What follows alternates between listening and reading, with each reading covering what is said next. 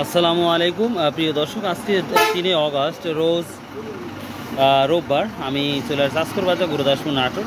তো দেখবো আজ তরকারি কী অবস্থা সেটাই দেখাবো। ওয়েদারের কারণে কিন্তু তরকারির দামটা বাড়তে পারে যেটা মনে হচ্ছে। 1300-1400 টাকা মন বলতেছে।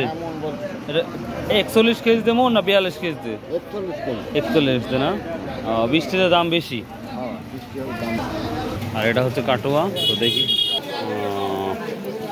কাঠুয়া 5 টাকা 6 টাকা আটি বলতেছে। কি বেগুন রে ভাই?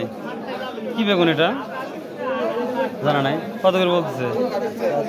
হ্যাঁ প্রিয় দর্শক, নতুন একটা বেগুন দেখতে পাচ্ছি। 400 টাকা 500 টাকা মন বলতেছে এই বেগুনটা। নাম বলতে পারবো না। ও আচ্ছা, দাদু ভাই ঢেঁড়সের কি অবস্থা? 800 করে বিক্রি করছেন, আর এখন 800 করে 1000। ইনশাল্লাহ পরে তো ভালো হলো নি মনে হয়। দেখে নাই। বেগুন আজ কত করে বলছে ভাই? 1200, 1100-1200 না, মানে 1400 নাই। কত কেজি নিলেন? কাঁচা মরিচ, গ্রিন চিলি।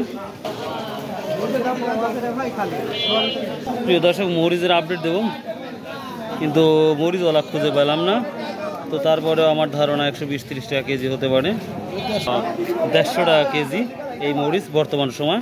বৃষ্টির কারণে মরিচেরও দাম অনেকটাই বেড়েছে যেটা দেখতে পাচ্ছি।